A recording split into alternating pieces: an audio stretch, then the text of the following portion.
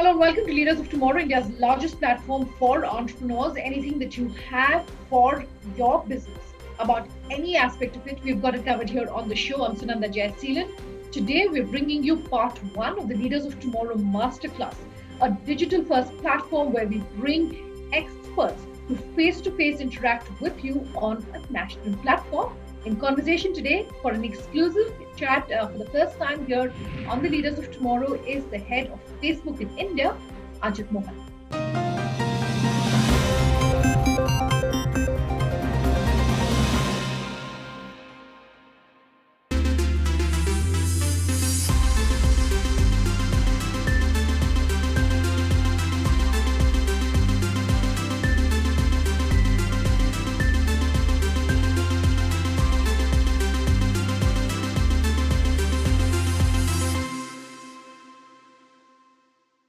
Ajit, thanks so much joining us exclusive for the first time here on the Leaders of Tomorrow platform. Even as we're talking about technology and the power that it has, Ajit, research showing, at least as of 2, 3 years ago, that less than 5% or not more than 5% of India's small businesses having any sort of digital presence.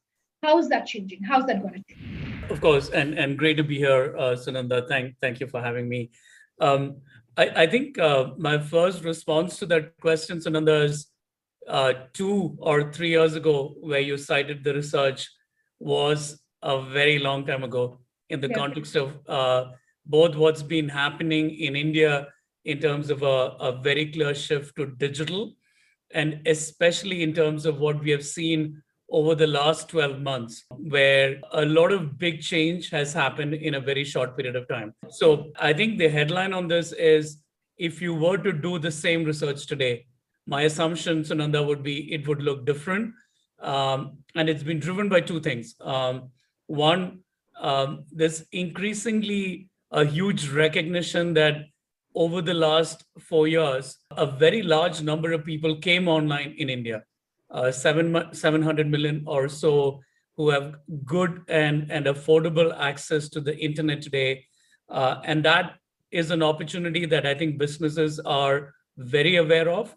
And second, I think while there has been so much heartburn and loss, and while the country is going through an extraordinarily difficult challenge at the moment in the context of the second spike of the pandemic, we have also seen pretty big shifts in terms of changes in behavior, both from consumers and businesses. And that will set the context for a lot of change that's going to be permanent, and that's going to be accelerating over the next few months and years. Let me pick up on that one word that you're saying. You're saying what exists now compared to what existed 2 to 3 years ago is very different, and that the business and consumer have changed completely.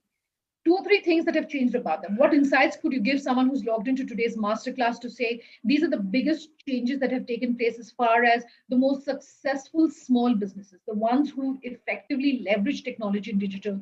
What's setting them apart? I do want to say, Sunanda, that if you are a small business or even an entrepreneur about to start the journey of starting a business, it would be criminal if you have a big idea for you not to put all of your energy and effort behind it, because in many ways, and again, I'm conscious about the particular situation that we as a country are going through, especially over the last couple of weeks.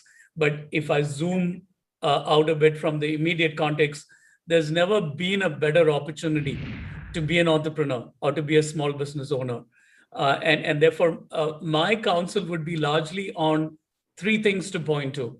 One, with 700 million people in India online and spending a lot of time online, if you have an idea, the big opportunity to execute on that idea, especially in terms of finding if there is a fit in the market, are the people who actually have affinity to the idea, to the product or service that you have.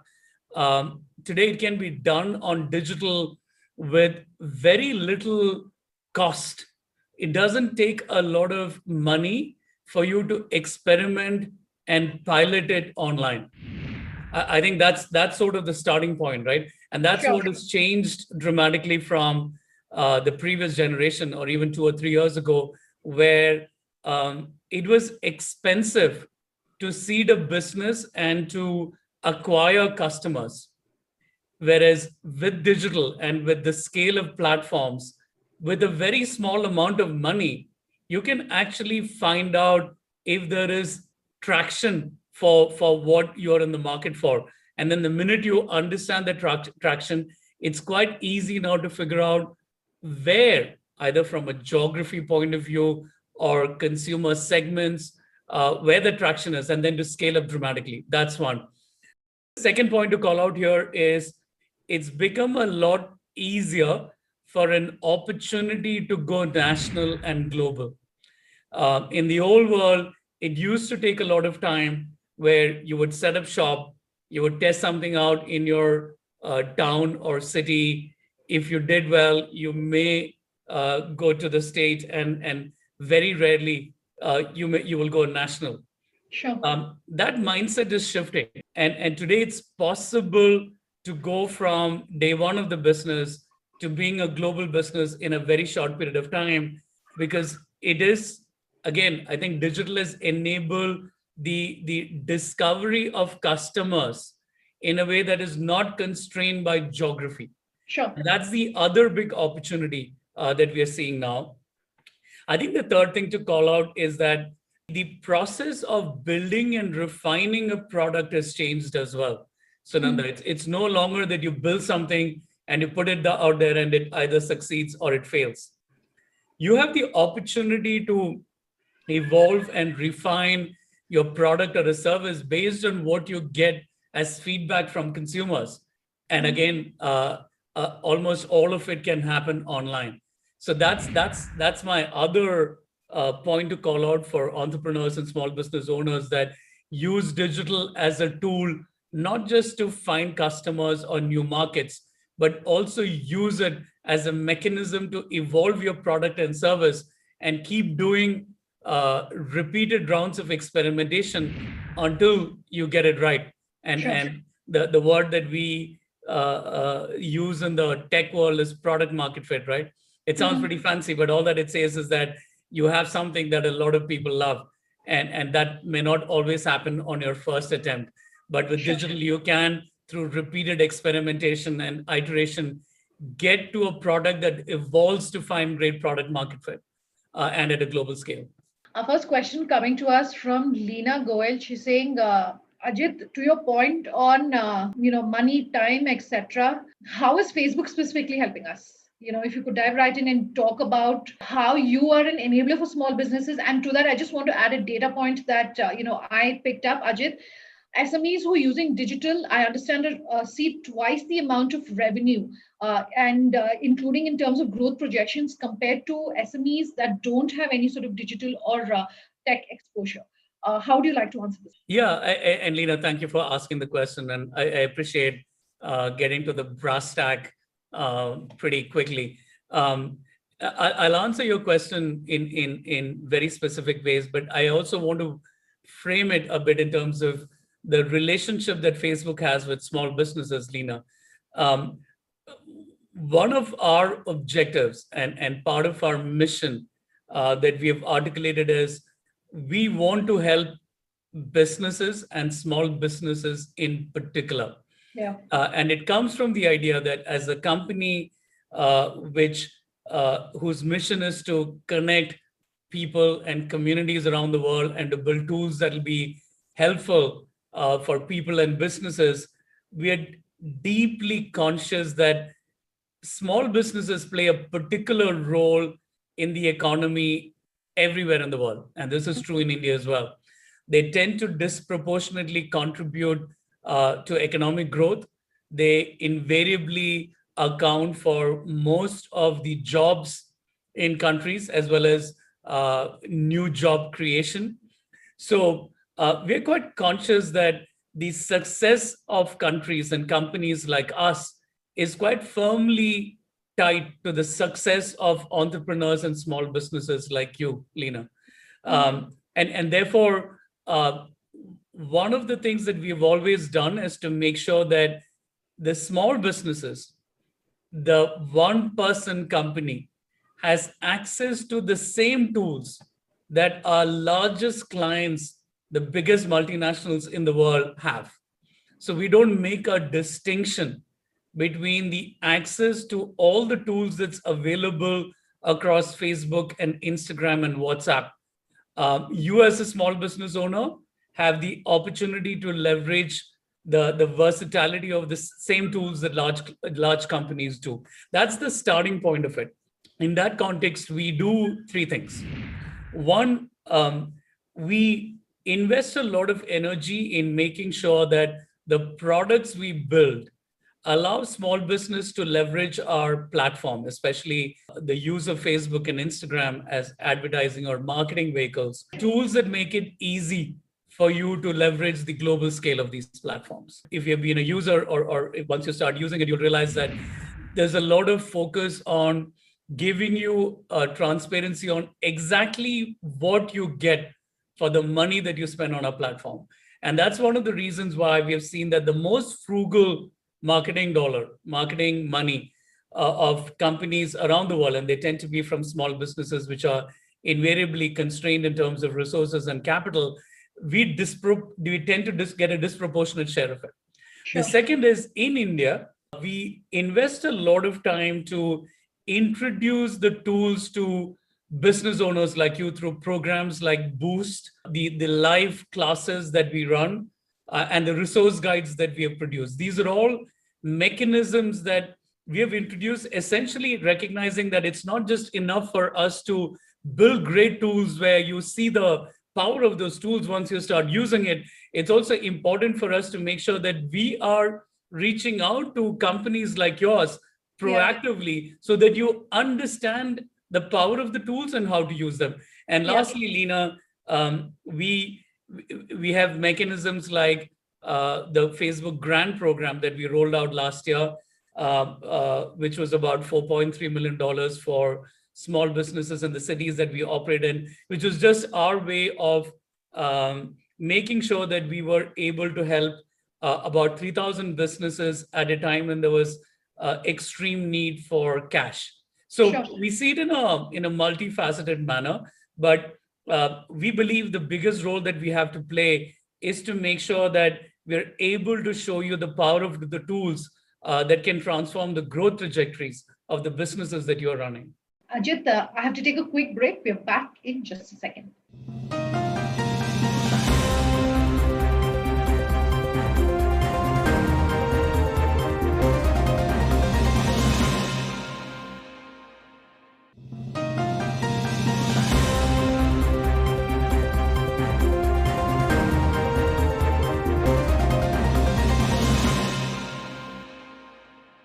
Welcome back with us here on Leaders of Tomorrow Masterclass. I'm in conversation with Ajit Mohan of Facebook India.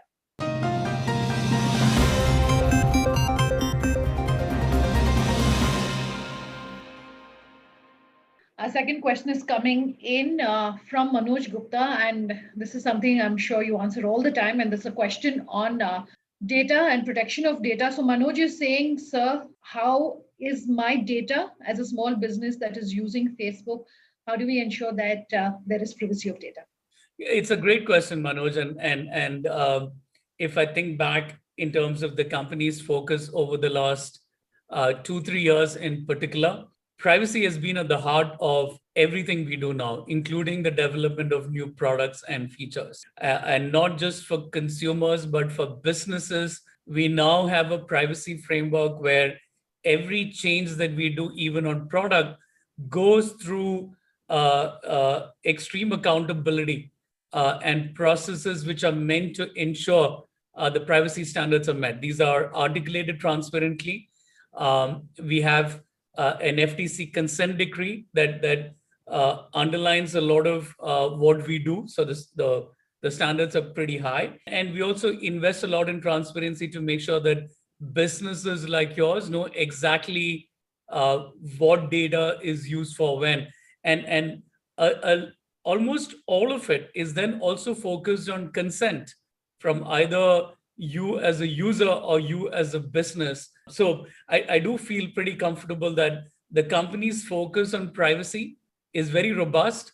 And therefore, I think we are also quite conscious, Manoj, that one of the reasons that we are able to show up as an ally for small business owners like you in terms of helping build multi-million and often multi-billion dollar businesses around the world is that they have the comfort that they're operating with a company with high integrity, with standards that are, best practices, and therefore you can focus on building the business, which is, Sure. kind of what I'm sure you're most excited about.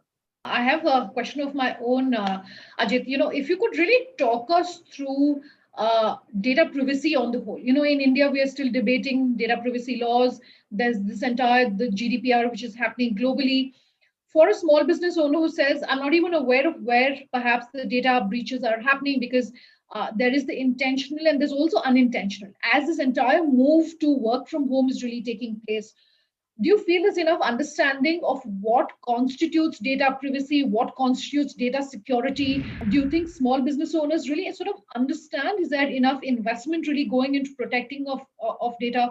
How would you want to answer that? I think it's a great question, Sunanda, and not just driven by work from home, Yeah. not just driven by the massive shift from offline to online, all of which has gotten accelerated in the last 12 months, but also in a world that is shifting online and in a country where 700 million people or so are already online, and the next 600 million people likely to come online in a very quick period of time.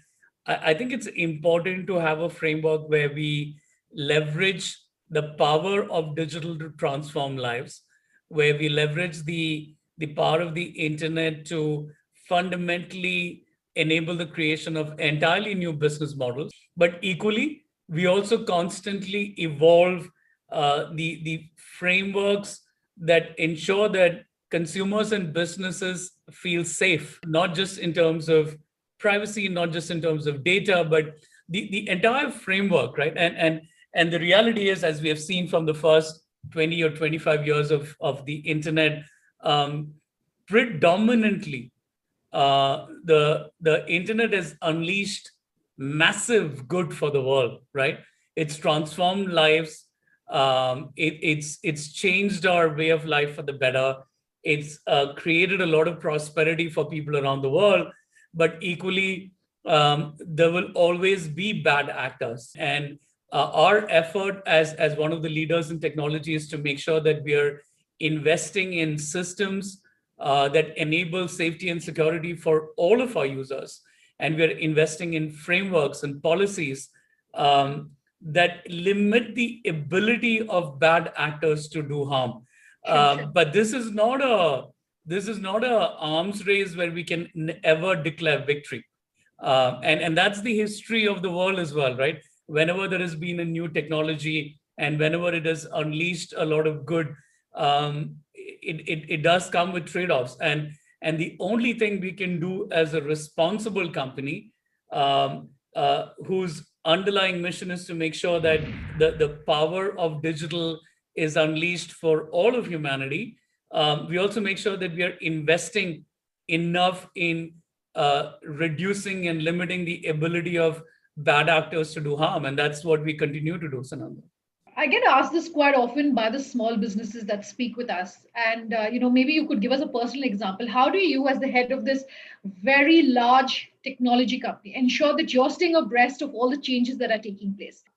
Does today's CEO need to become the CTO, need to become the CIO as well? Do you need to put on those hats as well? It's a great question. I think at one level, my role is no different from the role that all of you have. I think the one consistent learning, if I think back about my career and all the roles that I've played, is there is a premium on learning agility.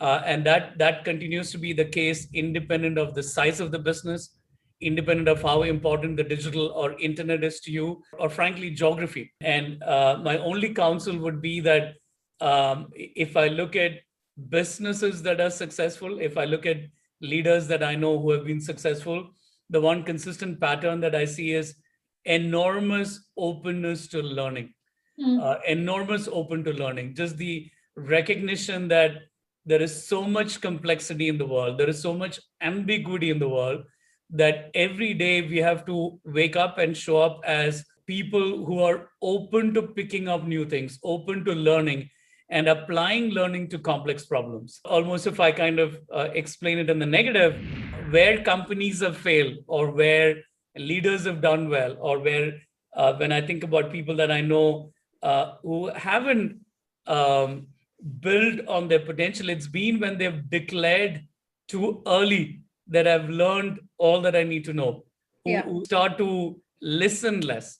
So I think, you can frame it as you have to have the agility to cut across functions and areas like you asked, Ananda, that it could be product, it could be commerce, it could be marketing. I think that's always been true for the CEOs of large and small companies for the longest time. But fundamentally, I think it comes to learning agility. And the learning agility comes from fierce commitment to being open. And that's not easy. And I think the more you learn and the more you're successful and the more your bets pay off, I think the more difficult it is to kind of remain open. But I think openness that leads to agility, I think it continues to be extraordinarily important. And I would pick it as the most important trait for success, Ananda, almost independent of the size of a company. That's all we could pack into part 1. What do we have lined up on part 2? While we continue to answer your questions, here's a sneak peek. That's all for tonight, though. Thanks for watching. Have a good night. Could you talk to us about your own views about, how technology and digital perhaps is just going to increase that much more in India, and that education is really going to reach that last mile, and technology really is going to reach that last user base mile, where there are a lot of technology challenges we're looking at right now, but are you confident perhaps those could get solved going forward? You can imagine in a world where there is tremendous movement on AI, that education is one place where you're likely to see the emergence of a lot of models driven by tech.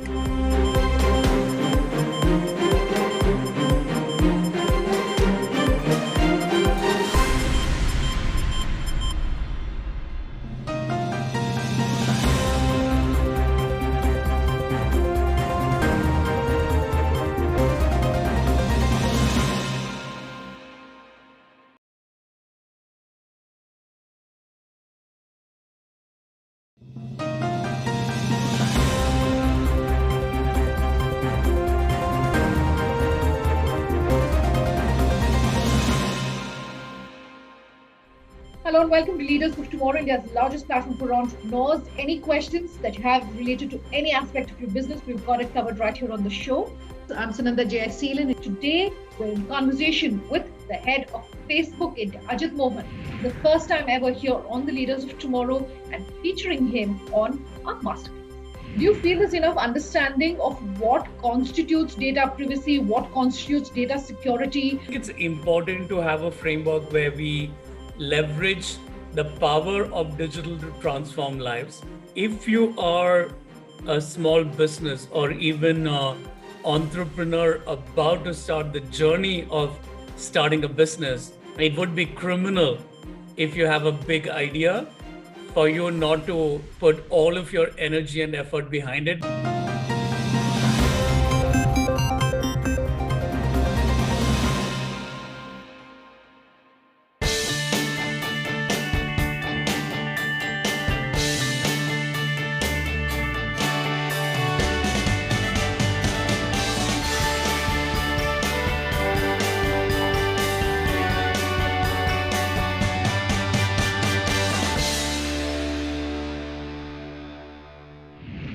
Question, Ajit, coming to us from Vinay Mistry.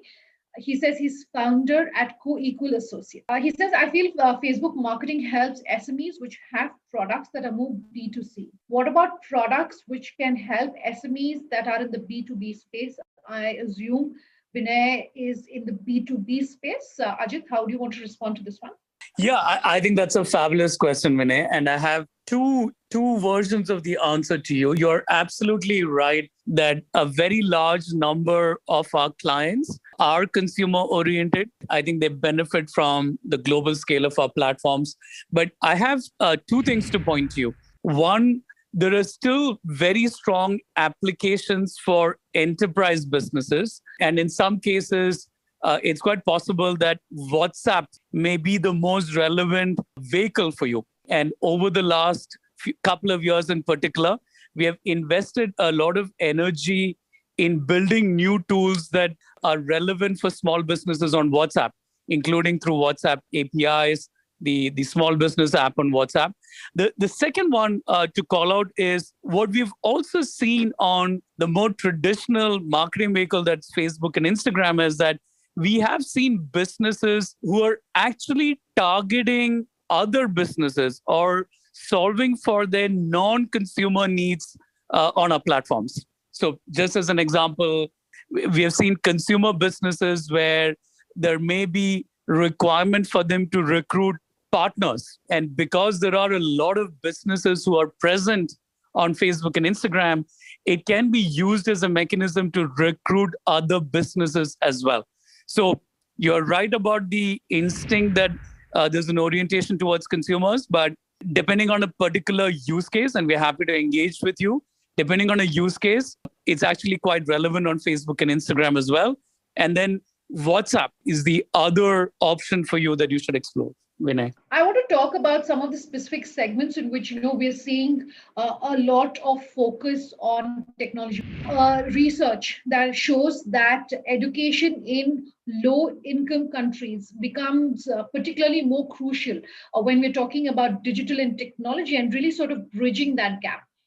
Could you talk to us about your own views about how technology and digital perhaps is just going to increase that much more uh, in India, and that education is really going to reach that last mile, and technology really is going to reach that last user base mile where there are a lot of technology challenges we're looking at right now. But are you confident perhaps those could get solved going forward? Absolutely. I think, Sunanda, you're absolutely right in calling out a sector that is seeing massive, massive innovation. And a few things to call out here, Sunanda. One is that I think with us entering maybe month 13 or month 14 around the world, largely where schools have not been functioning with physical classrooms, it has created this explosive awareness that there's a possibility to fuel learning and learning even outside the classic K to 12 classroom model, where we may not have leveraged the full power of digital. And this forced move away from physical classrooms as I think put the spotlight on the possibility in a way that hasn't happened before, right? And we are seeing in India, of course, Facebook is a minority investment in a company called Unacademy, which in itself has been at the forefront of innovation through live classes. We have seen explosion of innovation around the world, everything from micro schools to certificate programs. And so education and health are probably two big critical sectors of the global economy that is going to see a large amount of innovation and a large amount of capital going into it. The second thing to call out here is what we've seen from India, Sunanda, is edtech companies showing up that are scaling very quickly. Platforms like ours, Facebook and Instagram, essentially make it easy for entrepreneurs where there is a model where they can they can tap into talent in India. So, in a crude economic term, where the supply is in India, but the market and the demand is global.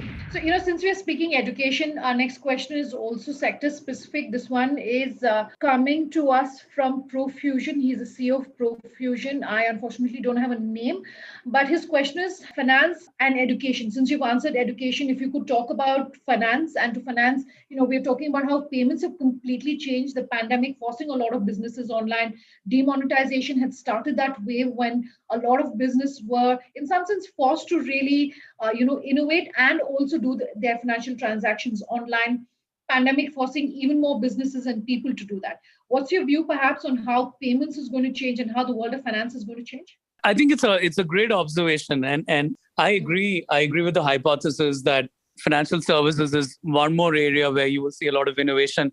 I think a few things to call out, and one, the fact that we have a very large part of the country that is already online, right?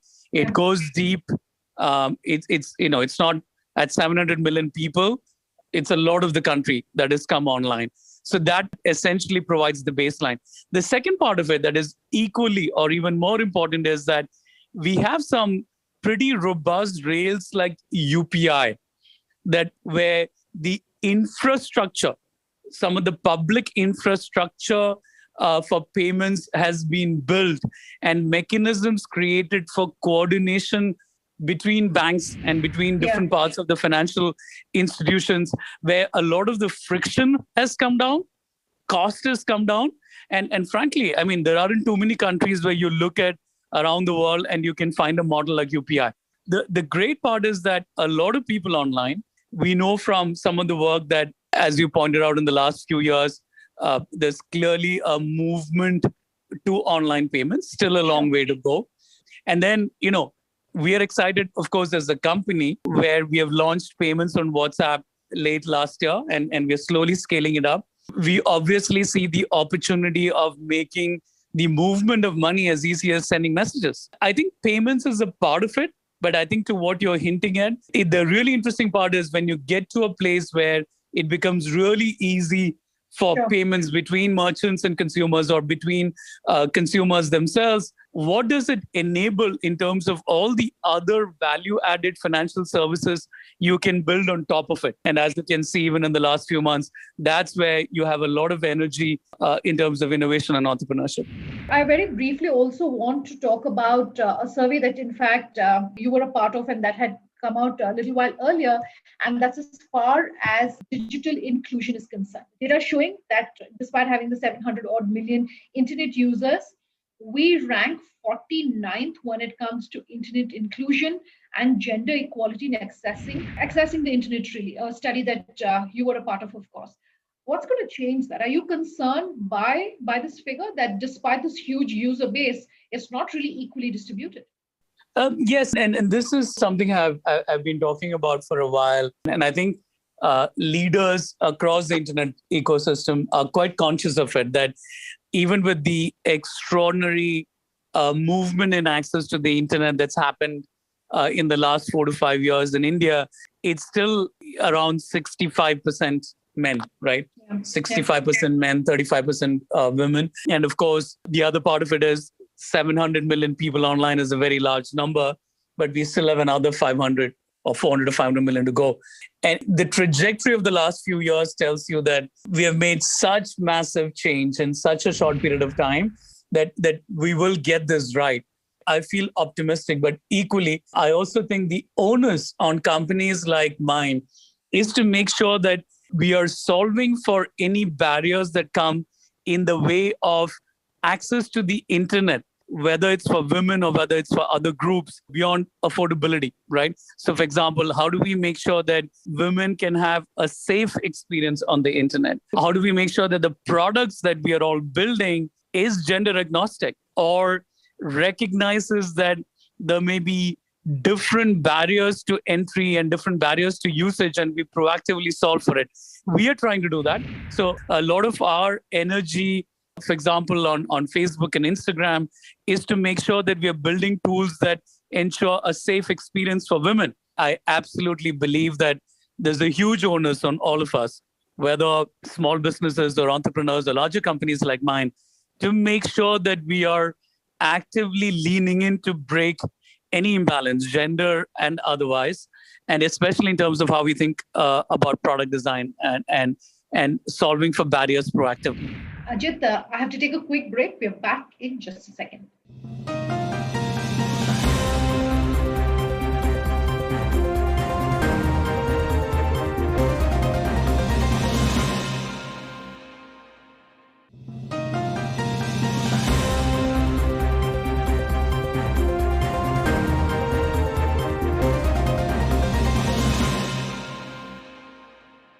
Welcome back with us here on Leaders of Tomorrow Masterclass. I'm in conversation with Ajit Mohan of Facebook India.